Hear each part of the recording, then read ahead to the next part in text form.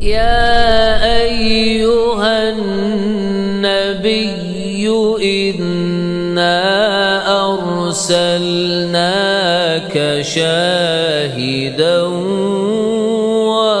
ومبشرا ونذيرا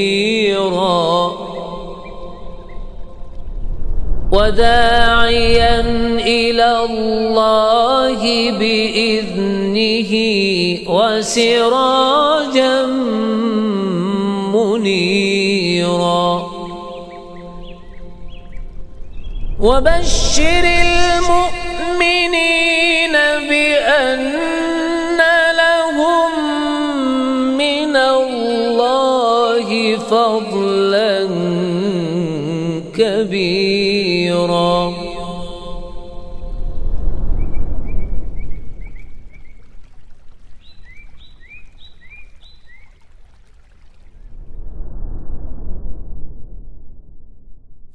Bismillahirrahmanirrahim. Assalamualaikum warahmatullahi wabarakatuh. Innal hamdalillah nahmaduhu wa nasta'inuhu wa nastaghfiruh wa na'udzu billahi min shururi anfusina wa sayyiati a'malina. May yahdihillahu fala mudilla lahu wa may yudlil fala hadiya lahu. Asyhadu an la ilaha illallah wahdahu la syarika lahu wa asyhadu anna Muhammadan abduhu wa rasuluhu la nabiyya ba'dah. Ya ayyuhalladzina amanu taqullaha haqqa tuqatih wa la tamutunna illa wa antum muslimun. Allahumma inna nas'aluka ilman nafi'a wa rizqan thayyiba wa amalan mutaqabbala. Rahmakumullahu jami'an. Kita insyaallah lanjutkan kajian kitab Matan Al-Aqidah At-Tahawiyah di pembahasan tentang masalah mempersaksikan untuk manusia dengan surga atau dengan neraka dan menghukumi manusia secara zahir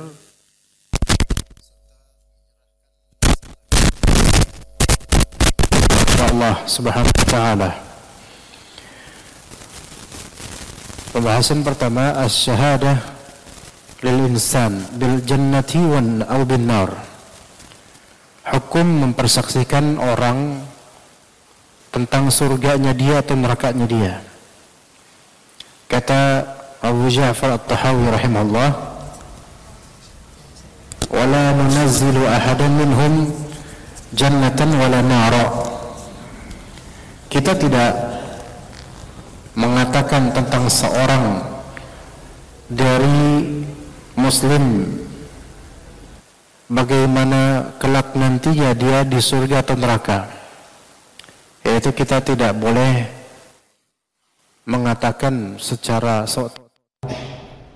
fulan sekarang di surga, atau fulan sekarang di neraka, atau fulan sekarang sedang diberi nikmat kubur, atau fulan sekarang sedang diberi azab kubur, atau fulan nanti bakal ke neraka ini orang, atau fulan nanti bakal di surga ini orang. Ya. Ini adalah akidah Ahlus Sunnah wal Jamaah. Maka kata Syekh Abdul Aziz Ar-Rajihi hafizallah, annahu la yuhkamu 'ala asy-syakhsil mu'ayyani bi jannatin wala narin illa man syahidat lahun nusus. Tidak boleh seorang secara muayyan, secara spesifik personal dihukumi surganya dia atau nerakanya dia, kecuali apa yang ditunjukkan oleh dalil untuk orang tertentu ini. Mithal al-anbiya, contoh para nabi. Kalau kita katakan Nabi Adam alaihissalam dia tempatnya di surga, nah itu jelas. Jadi bedakan antara menghukumi secara mutlak dengan menghukumi secara muayyan, personal, secara individual, spesifik. Kalau menghukumi secara mutlak, seperti misal orang muslim akan masuk surga. Ini menghukumi secara global, itu nggak masalah. Orang kafir tempatnya neraka. Ini menghukumi secara global karena dalil menunjukkan itu, nggak masalah. Tapi menghukumi seorang muslim individual khusus tertentu dengan orang yang ditentukan. Fulan baik dia sudah mati atau masih hidup. Antum ahlul jannah. Antum adalah penghuni surga nanti. Ini nggak boleh. Ya, nggak boleh. Karena kita nggak tahu nanti gimana dia. Memang betul secara umum seorang muslim akan masuk surga dengan keislamannya, dengan rahmat Allah dan ampunan darinya. Tapi itu kan masih ambigu, muslim manapun, umum, ya, mutlak.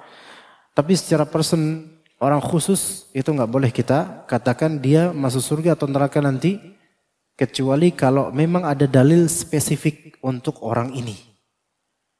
Ya. Seperti Nabi, terutama Nabi Muhammad SAW. Maka para Nabi itu mereka adalah manusia pilihan Allah Azza wa Jalla. Kemudian Al-Ashra al-Mubashshirina bil Jannah. 10 orang yang dijamin masuk surga dari sahabat Nabi. Nabi yang sebutkan fulan sampai 10 ini di surga Allah Azza. Abu Bakar As-Siddiq, Umar bin Khattab, Uthman bin Affan, Ali bin Abi Thalib dan seterusnya. Itu kalau ditanya apakah beliau-beliau akan masuk surga, kita katakan fulan ini yang disebutkan masuk surga karena ada dalil spesifik tentang beliau-beliau ini. Contoh lain, Al-Hasan dan Al-Husain. Al-Hasan dan Al-Husain, cucunya Nabi. Yang Nabi SAW mengatakan keduanya itu adalah Sayyidai Syababi Ahlil Jannah. Keduanya adalah tuannya para pemuda penghuni surga. Tuannya para pemuda penghuni surga. Berarti Al-Hasan dan Al-Husain ini bakal masuk surga, pasti.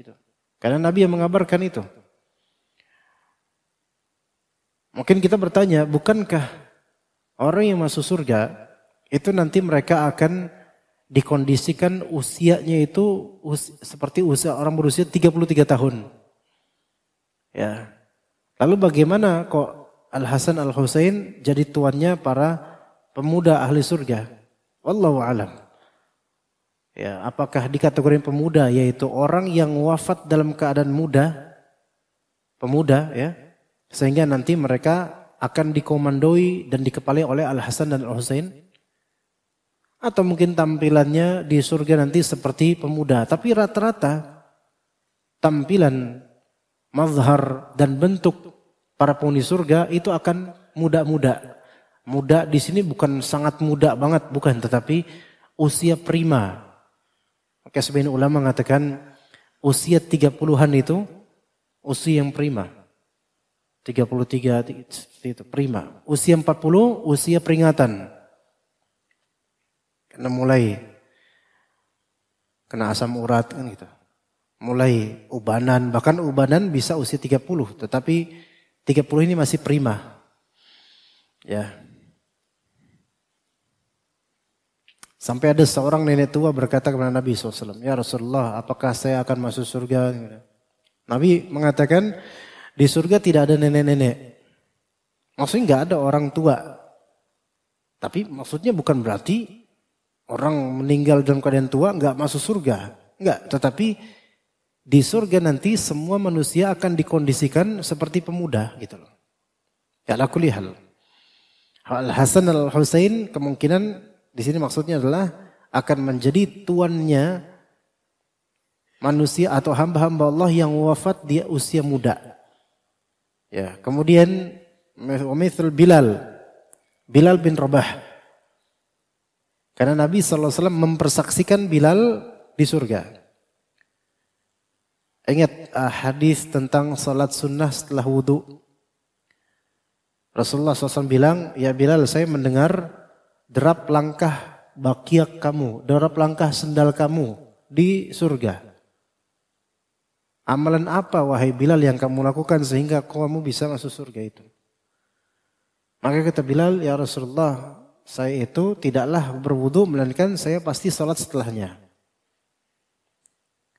Ya, ini menunjukkan pahala merutinkan salat setelah wudu itu surga. Bilal disaksikan Rasulullah ada di surga. Entah melalui mimpi atau lainnya. Ya. Tapi Rasulullah menyatakan itu. Berarti Bilal penghuni surga kelak. Dan amalan di antara amalan yang menjadi sebab Bilal menuju surga adalah salat sunnah 2 rakaat setelah wudu. Nah, sekarang kalau antum amalkan salat sunnah 2 rakaat setelah wudu, apakah boleh antum mempersaksikan diri antum di surga? Itu habis wudu, salat 2 rakaat niatan seperti Bilal salat 2 rakaat setelah wudu. Assalamualaikum setelah salat, assalamualaikum. Assalamualaikum. Alhamdulillah. Anda insyaallah masuk surga. Insyaallah ya insyaallah Anda juga pengen gitu, antum berharap antum begitu. Tapi boleh enggak kemudian ada temannya mengklaim, antum barusan sholat sunnah setelah wudu ya? Iya. Anda persaksikan antum adalah penghuni surga. Enggak. Kenapa? Karena manusia biasa kayak kita enggak bisa mempersaksikan seseorang sebagai penghuni surga walaupun zahirnya dia beramal soleh. Kita hanya berharap semoga Allah Ta'ala masukkan antum surga. Tapi Ana nggak bisa menjamin gitu loh. Doakan saja, bukan memastikan. Karena kita nggak tahu setelah mengamalkan salat sunnah 2 rakaat setelah wudu, apakah dia masih beramal soleh? Kita nggak tahu. Apakah dia mati dalam keimanan? Kita nggak tahu. Masa depan orang kita nggak tahu. Ya. Sampai ada cerita Al-Imam Al-Qurtubi rahimahullah punya kitab At-Tadhkirah bi Ahwalil Mauta. Di situ beliau menceritakan su'ul khatimahnya seseorang. Entah apakah di sini Ana udah pernah menjabarkan atau enggak cerita itu. Dihikayatkan dahulu ada seorang muadzin, tukang adzan. Dan azan di zaman dahulu tentu nggak pakai speaker, melainkan di atas masjid. Dulu kan atap masjid nggak pakai genteng kayak gini, nggak. Di atas masjid atau di menara teriak Allahu Akbar azan. Antara azan dan iqamah itu panjang waktunya. Maka selesai dia azan masih di atas, dia melihat ada seorang perempuan cantik, cantik sekali. Langsung terkesima dengan pandangan pertama.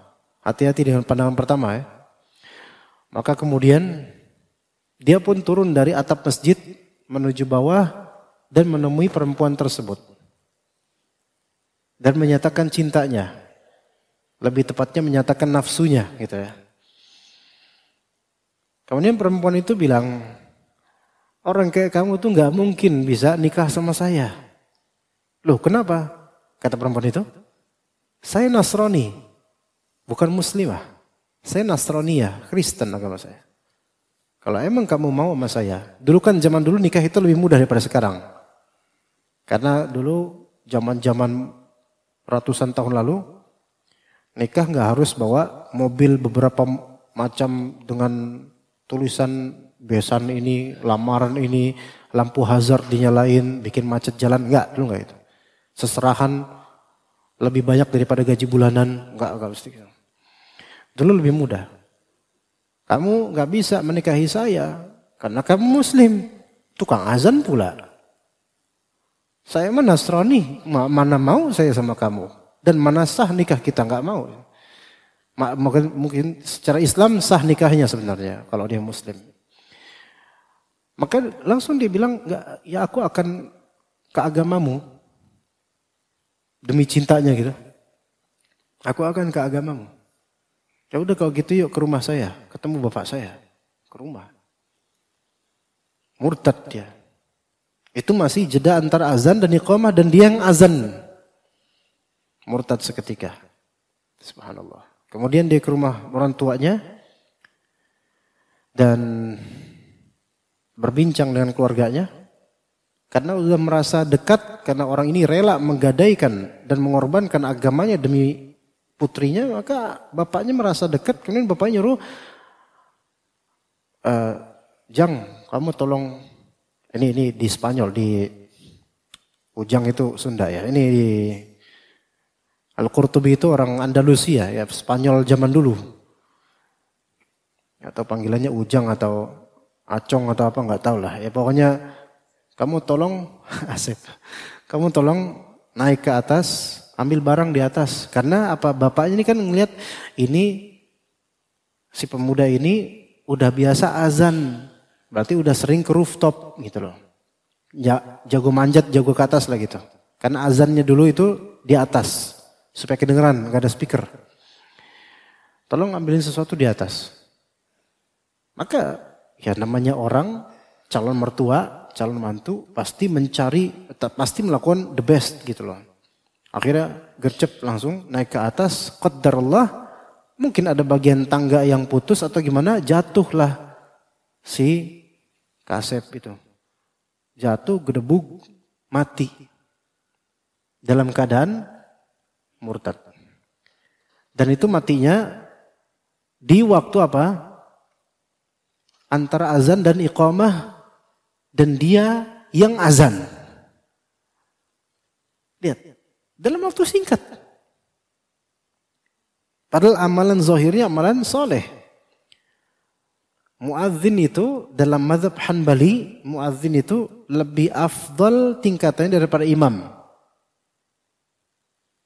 Ya. Muadzin itu lebih afdal tingkatan pahalanya daripada imam. Karena ada beberapa hadis yang menunjukkan fadilah muadzin. Lehernya panjang di hari kiamat. Kemudian semua orang yang hadir karena azannya, pahala salatnya juga masuk ke rekening pahala muadzin. Ya, begitu. Paling besar pahalanya sebenarnya dia juga muadzin, dia yang qomat, dia yang imam, dia yang makmum. Nah itu. Anda nggak tahu juga bisa kayak gitu. Wallah, Anda pernah melihat di suatu desa daerah Salatiga, Pak. Kalau teman-teman di sini ada orang Salatiga, Pak, ada namanya pasar sapi menuju ke Kopeng. Salatiga itu banyak kristenisasi, banyak orang Nasraninya. Dari pasar sapi ke Kopeng. Itu ada daerah, Anda lupa namanya apa. Suatu ketika Anda jalan di desa itu, berdua sama teman Anda orang Ngawi. Kita habis dakwah di suatu desa. Jalan kaki pulang mau ke pesantren. Jalan, udah maghrib. Jalan kaki kita nyari suara azan. Oh ada tuh di desa itu suara azan. Alhamdulillah. Jalan menuju ke masjid. Terus karena lama jalannya akhirnya qomat. Kita wudu. Pas masuk masjid cuman ada satu orang. Lagi sholat sendirian. Padahal tadi kan udah qomat ya. Kok satu orang doang. Terus kita tepok pundaknya, kita sholat belakang dia. Selesai sholat zikir kan. Karena anak gak bisa bahasa Jawa. Teman anak yang nanya. Kemudian pakai bahasa Kromo Inggil. Tanya kok sendirian Pak. Maka Al-Kisah dia itu selama ini itu sholat maghrib loh. Dia yang azan, dia yang imam, dia yang azan, dia yang qomat, dia yang imam. Mungkin makmumnya jin korinnya dia mungkin. Itu. Selama nggak tahu berapa lama kayak gitu. Subhanallah. Emang di sini Kristen semua Pak? Enggak, di sini banyak yang Muslim, cuman nggak pada mau sholat di sini. Subhanallah. Ya. Tapi kenapa kita sampai cerita itu jemaah? Kita tadi ngomongin apa sebenarnya? Tadi sampai mana? Bilal. Taib. Jadi muazin aja ada yang zahiri beramal soleh, besar pahalanya. Namun tiba-tiba apa terjadi intikas, yaitu tiba-tiba murtad, kufur. Ini menunjukkan kita ini melihat orang zahirnya, alhamdulillah kita harapkan surga buat dia. Tapi kita nggak bisa memastikan karena kita nggak tahu apakah amalan diterima. Apakah dia bisa mengamalkan dosa? Apakah habis itu dia kufur kepada Allah? Kita nggak tahu. Karena manusia itu bisa berubah dengan izin Allah Azza wa Jalla. Ya, kemudian sahabat lainnya yang disebutkan oleh Nabi SAW sebagai penghuni surga. Taib. Juga ada dalil misalnya yang menunjukkan secara spesifik fulan penghuni neraka. Man syuhida lahum binnar, yang dipersaksikan oleh dalil secara khusus tentang fulan itu penghuni neraka. Seperti Abu Jahal. Abu Lahab di Al-Quran disebutkan Abu Lahab. Legenda itu. Bahkan vonis masuk nerakanya Abu Lahab itu, Abu Lahab masih hidup. Sama istrinya juga Ummu Jamil divonis masuk neraka. Tabbat yada Abi Lahab wa tab ma aghna anhu maluhu wa ma kasab. Dengar surat itu, kesel Abu Lahab, makin kufur dia. Maka kholas. Neraka. Maka kalau kita katakan Abu Lahab tempatnya di neraka, itu sahih. Karena ada hadis, ada ayat khusus tentang itu. Kemudian misalnya Fir'aun, tempatnya di neraka, itu jelas. Ya. Terus Amr bin Luhai al-Khuzai, yang Nabi SAW bermimpi melihat dia sedang terlunta-lunta nyeret ususnya di neraka. Siapa itu Amr bin Luhai al-Khuzai? Orang yang pertama kali membawa berhala dari Syam ke Mekah. Yang tadinya Mekah itu ahli tauhid semua, bertauhid, beribadah hanya kepada Allah. Gara-gara Amr bin Luhai al-Khuzai sedang safar ke daerah Syam dan kemudian dia lihat Syam itu kan, kalau sekarang Syam itu Palestina, Yordania, Suria, sama Libanon itu Syam. Syam itu ya. Nah, di sana dilihat ada beberapa penyembahan berhala. Maka dia pikir ini kan tanah Syam, ini kan tanahnya para nabi. Nabi Ibrahim dulu kan di sini. Nabi Ishak, Nabi Yaqub. Wah, ini tanahnya para nabi. Maka wah, mereka menyembah ini pasti bagus nih. Dibawa kemudian diadopsilah gaya ibadah orang penyembah berhala, diadopsi ke Mekah. Jadi Amr bin Luhai al-Khuzai itu first person, orang pertama yang membawa paganisme ke Mekah. Maka akibatnya dia masuk neraka. Nabi SAW melihatnya, diwahyukan oleh Allah Azza wa Jalla. Yang seperti ini boleh kita ngomongin, dia penghuni neraka, iya. Ya, begitu. Nah, sekarang orang yang masih hidup, sekafir-kafirnya orang sekarang deh Pak, siapapun itu. Misalnya ada orang namanya Anthony DeLaVey. Anthony DeLaVey. Itu adalah pemerakarsa satanisme di California atau di Amerika Serikat. Anda nggak tahu orang itu masih hidup atau enggak. Ya kalau mati alhamdulillah, kalau hidup ya cepat-cepat aja lah gitu kan. Karena dia pemerakarsa satanisme di Amerika yang membuat satanisme populer di Amerika pada waktunya. Sejelek-jeleknya dia misalnya, masih hidup sampai sekarang. Ini orang penghuni neraka nih. Kita nggak boleh ngomong kayak gitu. Nggak boleh ngomong kayak gitu. Ya, karena apa? Kita nggak tahu akhir hidupnya dia nanti gimana. Entah dapat hidayah atau enggak, kita nggak tahu. Ya, karena masih hidup. Antum kesel-keselnya sama orang, hatta dia orang kafir sekalipun, dan masih hidup, antum nggak boleh bilang dasar calon jahanam, nggak boleh kayak gitu. Secara spesifik ke orang itu, tentang orang itu nggak boleh. Walaupun dia zalim, kezaliman terbesar dia syirik, kufur. Kezalimannya kepada antum, antum ditilap duitnya oleh dia. Jangan karena hal-hal kayak gitu kemudian antum mendahului takdir Allah Azza wa Jalla. Kita nggak tahu orang ini kayak gimana nanti. Jaga lisan, hati-hati, bahaya. Ya.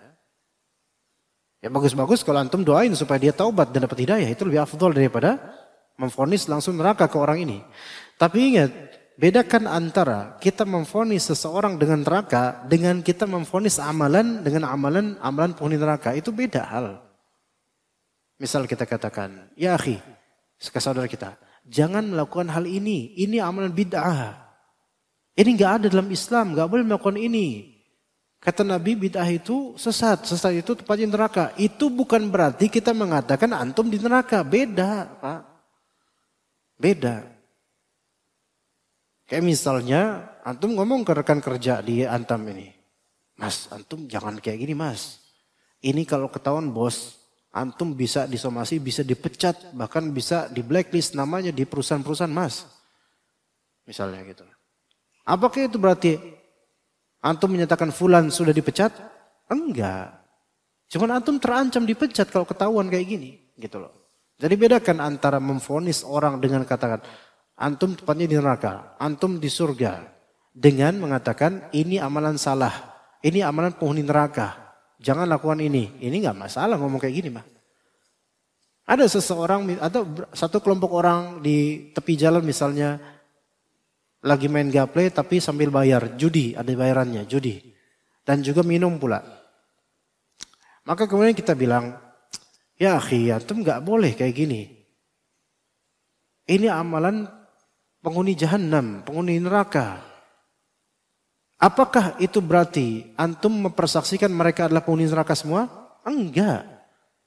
Kita hanya mensifati amalan ini, bahaya ini, terancam orangnya nanti divonis, terancam di neraka.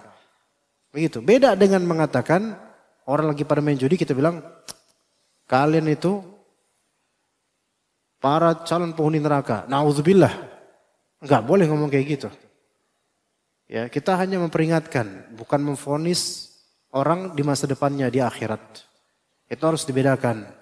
Karena banyak dari masyarakat nggak bisa membedakan. Dikira kalau kita mengingkari suatu amalan yang terancam penghuninya, pemiliknya menuju neraka, dikira kita itu memvonis orang akan nerakanya. Enggak. Maka dikatakan wa kadzalika syakhsul muayyanu al-kafir. Begitu pula seorang yang memang dia di dunia ini kita kenal kafir. Ya. Jangan kita persaksikan dia ke neraka saat masih hidup. Kecuali dengan memenuhi 3 syarat. Ada orang kafir. Kita tidak memvonis dia penghuni neraka kecuali dengan 3 syarat. Pertama, idza alimna annahu mata al kufr. Jika kita tahu persis dia mati di atas kekufuran. Jika kita tahu persis dia mati di atas kekufuran. Yang kedua, wa qamat alaihil hujjah. Telah ditegakkan atasnya alasan-alasan hujjah. Dia tahu dia kafir, dia tahu dia terancam neraka, dia tahu dia kufur, bukan muslim. Yang ketiga, walaysa lahu syubhah, tidak ada syubhat. Artinya jelas clear bahwasanya ini kekufuran, dia tahu itu kufur.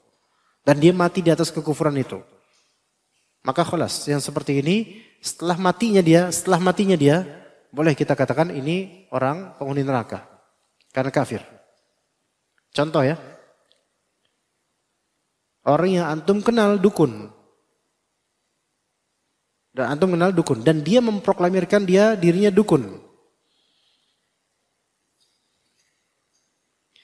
Dan gak pernah kelihatan sholat.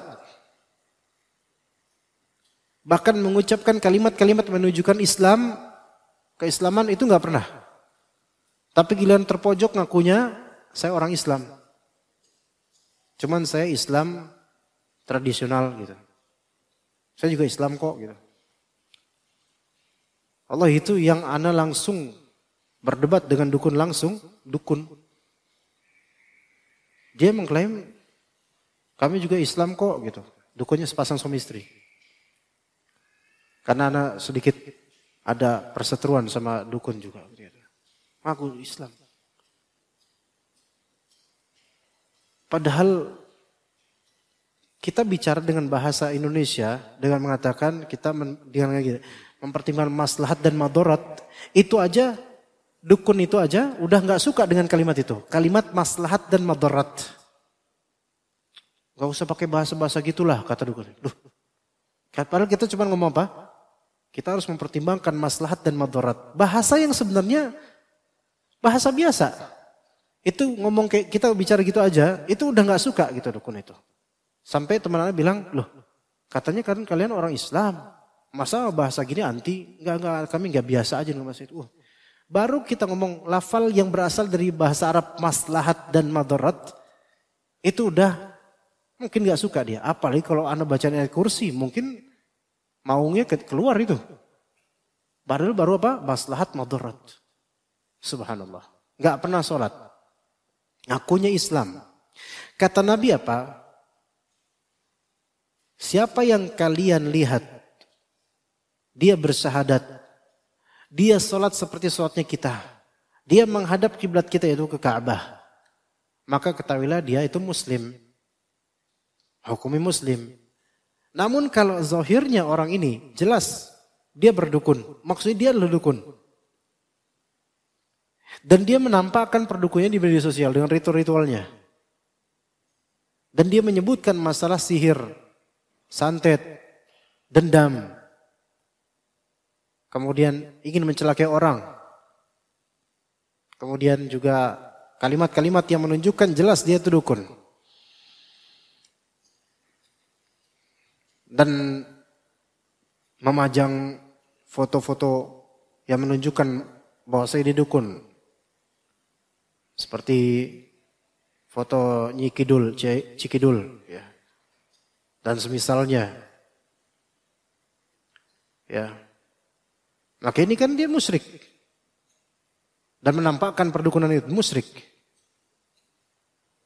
Kalau kemudian kita sudah nasihatin, ingatkan, tegur, dan dia masih seperti itu.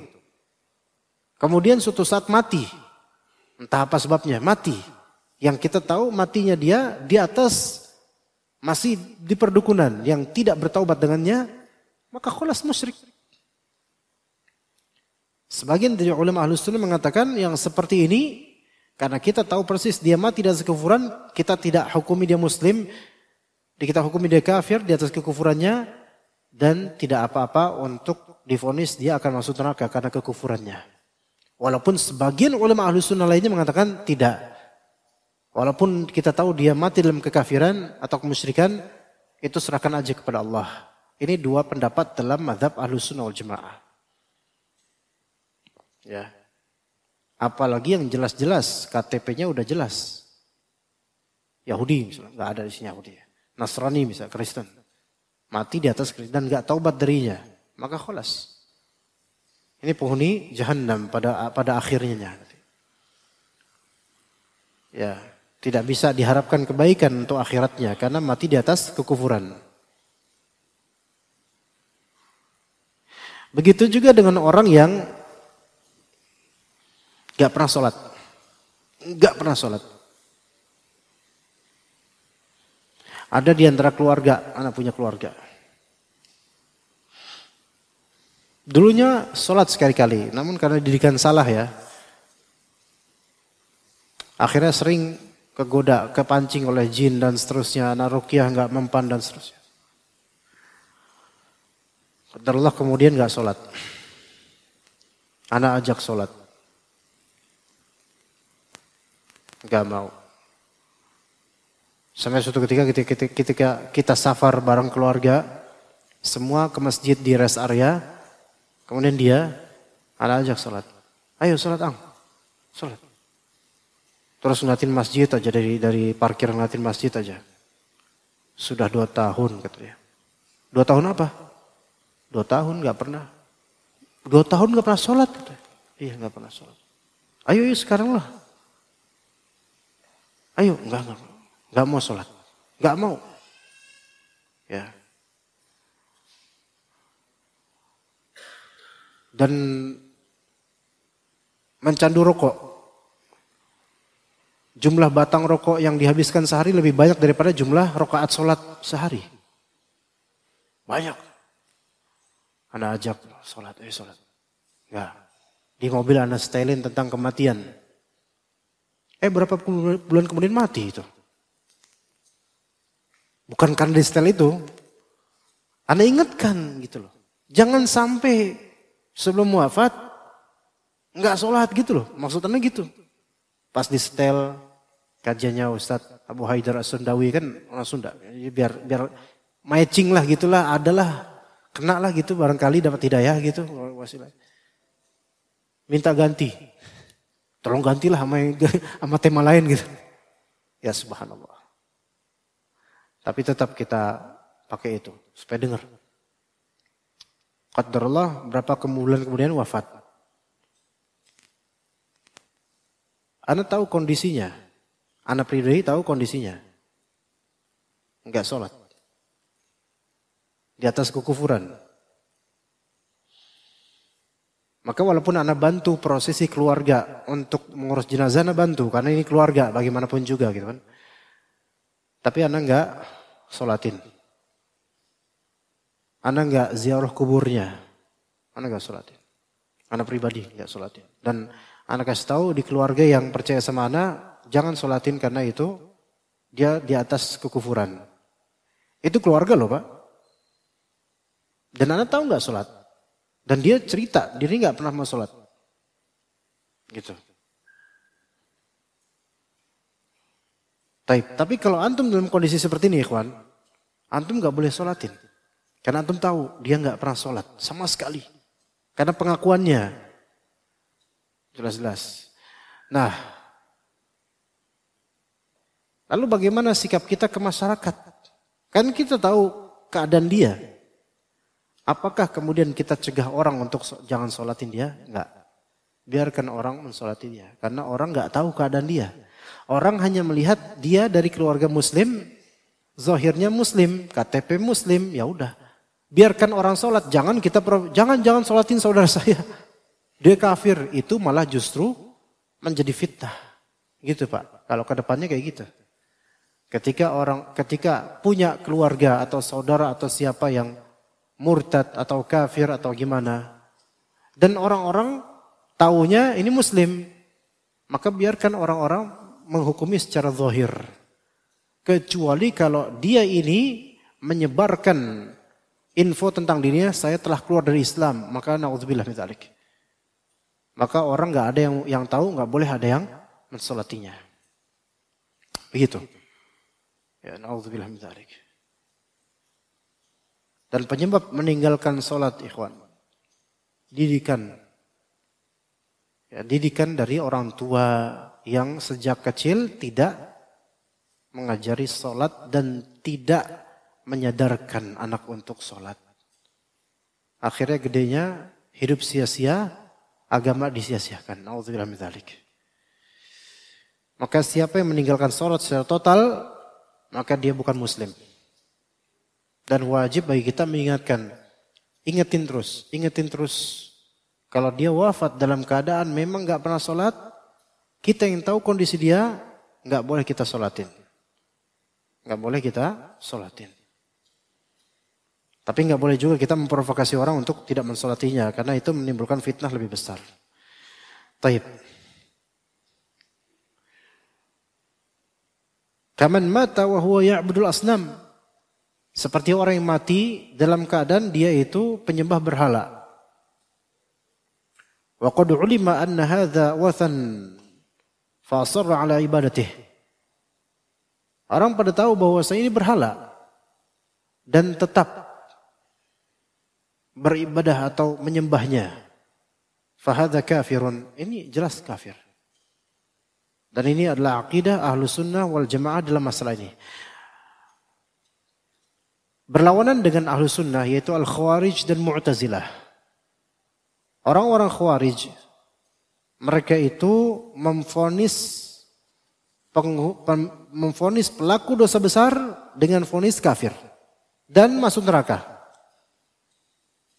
Hati-hati, sebagian dakwah, sebagaimana sering ingatkan, bahkan dakwah di perkotaan sekalipun seperti Jabodetabek ini, ada beberapa dari da'i yang sebenarnya menjurus kepada khawarij walaupun belum sampai langsung. Yaitu menganggap pelaku dosa besar itu semanzilah dengan orang kafir. Padahal dosa besarnya itu tidak melazimkan kekufuran. Dan mengkafirkan sebagian dari penguasa. Tidak memberi uzur kejahilan pada orang-orang muslim yang berbuat kekufuran karena bodoh, karena jahil, tidak tahu hukumnya. Langsung memvonis ini kafir, ini kafir, ini kafir. Mereka kadang-kadang bertebaran di media sosial. Memprovokasi anak-anak muda. Beberapa dari mereka levelnya diustadzkan, ustadz. Namun bahaya. Ketika pemikiran dipublikasikan. Karena mudahnya mengkafirkan. Orang secara person, bahkan penguasa mudahnya dikafirkan olehnya. Kadang secara publik Kalau takut secara publik, maka di antar mereka aja. Mereka mengobroli tentang kekafiran penguasa dan juga kekafiran banyak orang. Ini menuju Khawarij. Maka kalau antum lihat yang suka ngebom-ngebom, merusak fasilitas umum dengan alasan keagamaan, dengan alasan taghut dan semisalnya. Kenapa kok mereka bisa begitu? Didoktrin. Bahwasanya ngebom seperti ini adalah demi jihad menumpas orang-orang yang murtad. Menumpas orang-orang yang murtad dari agama Allah. Karena orang yang murtad sebenarnya hukumannya adalah dibunuh. Dan mereka menganggap orang-orang banyak sekarang murtad. Dosa besar langsung keluar dari Islam. Kafir. Makanya mudah sekali. Ketika mudah dalam memvonis, mudah dalam berperilaku melawan pihak yang divonis. Itu sebabnya. Maka Ahlussunnah wal Jamaah di tengah-tengah. Tidak mudah mengkafirkan seorang muslim. Dan lebih mudah memberi uzur. Kadang-kadang tawakuf, diam. Karena memvonis kafir pada seorang muslim itu hukumnya berat. Kalau salah. Kalau benar, ya mungkin dia kafir. Tapi kalau ternyata salah, diberi uzur oleh Allah, bisa jadi vonis kekufuran itu kembali kepada orang yang mengucapkan. Dihukum oleh Allah Azza wa Jalla. Hati-hati. Ya, hati-hati. Apalagi kalau sampai vonis akhiratnya. Namun bedakan ikhwan. Antara memvonis akhirat seseorang dengan menasihati dengan adanya ancaman. Ya. Dalam Al-Quran dan hadis kadang-kadang suatu amalan buruk disebutkan bagi barang siapa begini-begini maka dia di akhirat akan masuk neraka. Ini bukan vonis. Ini nasihat dan mau'idhah. Menyebutkan hukum. Melarang sesuatu. Kalau dilanggar bisa masuk neraka. Ini hanya mengkhabarkan secara global. Bukan memvonis secara personal. Dan hal-hal kayak gitu boleh. Ya, boleh seperti itu. Ini kayak kita gini loh, orang tua bilang ke anaknya, "Nak, jangan main tanah, ntar cacingan loh." Apa kayak itu? Berarti memvonis anak itu cacingan? Enggak, mewanti-wanti supaya waspada. Iya, gitu. Jangan main tanah, ntar cacingan atau apalah gitu ya. Kayak misalnya juga, jangan kamu melakukan hal ini, nanti Allah marah sama kamu. Itu enggak apa-apa. Enggak apa-apa hal seperti itu. Karena dalam ayat atau hadis itu kadang seperti itu. Ya ayyuhalladzina amanu la tarfa'u aswatakum fawqa sautin nabi. Wahai orang beriman, janganlah kalian mengangkat suara keras-keras di atas suara Nabi. Kajahri ba'dikum ila ba'd. Seperti antar teman aja ngomong pada Nabi, nggak boleh. Ya. Kemudian ada ancaman, fatusbihu ala ma fatakum, fatusbihu ala ma fa'altum nadimin. Nanti kalian bakal nyesel gitu loh. Itu kan ancaman, bukan vonis, nggak apa-apa. Ya. Maka yang seperti ini boleh ketika kita nasihatin anak. Kamu jangan bohong. Bohong itu tempatnya di neraka loh. Ah gitu gak apa-apa. Bukan berarti kamu jangan bohong. Kamu tuh penghuni neraka. Enggak, ini beda. Ini jelek, gak boleh. Vonis. Beda kan. Kamu jangan bohong, ntar masuk neraka loh. Itu gak masalah. Selama maksudnya nasihat supaya berhenti berbohong. Ya, begitu. Nah, kemudian masalah hukum zahir. Al-hukmu bil-zahir, menghukumi seseorang sesuai zahirnya dan membiarkan urusan tersembunyi dan rahasianya itu kepada Allah. Kata Tahawi rahimahullah, wala nashhadu alaihim bikufrin wala bisyirkin wala binifaqin ma lam yadhhar minhum syai'un min dzalik. Jangan kita mempersaksikan seseorang dengan kufur. Kita menganggap dia kufur. Kita menganggap dia kafir. Atau kita menganggap dia syirik, musyrik. Kita menganggap dia munafik selama tidak tampak sesuatu dari kekufuran, tidak tampak sesuatu dari kesyirikan, tidak tampak sesuatu dari kemunafikan pada orang ini. Artinya orang ini baik-baik. Atau mungkin dia ada kesalahan. Bisa diberi uzur. Tidak menampakkannya, tidak terang-terangan, tidak kita ketahui persisnya gimana. Itu enggak boleh kita kemudian memvonis kafir. Ya. Bahkan ada orang misalnya salah ucap atau ngomong jorok atau ngomong apa, misal ada pelawak. Padahal ini tampak jelas loh kekufuran sebenarnya. Ada pelawak, ya, yang ketika itu merendahkan Nabi secara dia mungkin keceplosan. Yang mana pelawak ini di acaranya juga ada undangan dai atau apa yang menyatakan bahwasanya Nabi itu aroma tubuhnya itu aroma yang banyak, aroma-aroma tumbuhan, aroma-aroma bunga gitu. Pelawak ini bilang, itu badan apa kebun gitu. Itu pernah, berapa tahun lalu. Sehingga jadi kasus yang viral itu ketika itu. Akhirnya minta maaf dan mendekati para ulama gitu kan. Zahirnya ini kufur. Tetapi orang ini sekali saja ngomong kayak gitu, mungkin dia apa? Ceplos aja namanya pelawak. Memang berpotensi kufur, tapi nggak boleh kita langsung vonis kafir antum. Karena kita harus perhatikan bisa diberi uzur disebabkan apa? Mungkin dia salah dalam mengucap atau dia nggak ngira bahwa itu Nabi Muhammad SAW yang dimaksud.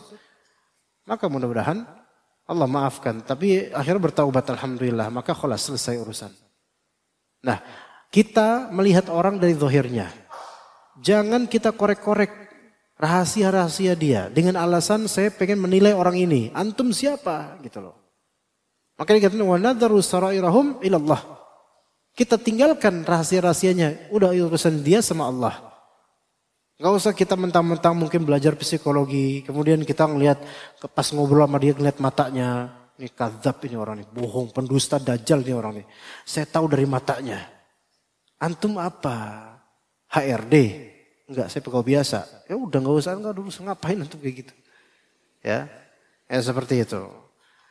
Jadi hati-hati dalam memvonis seseorang yang di luar zahirnya, di batinnya. Itu sesuatu di batinnya, hati-hati. Bukan berarti gak ada orang kufur, nggak ada orang murtad. Banyak orang yang murtad. Tanpa sadar banyak juga. Tetapi kita sebagai muslim jangan sampai kita menghancurkan akhirat kita dengan mudahnya memvonis seseorang kafir atau musyrik. Ya mungkin sekian dari ana, mudah-mudahan bermanfaat. Barakallahu fikum jami'an. Wa sallallahu ala nabiyina Muhammad wa ala alihi wa sahbihi ajma'in. Subhanakallahumma bihamdika asyhadu an la ilaha illa anta astaghfiruka wa atubu ilaik. Wassalamualaikum warahmatullahi wabarakatuh.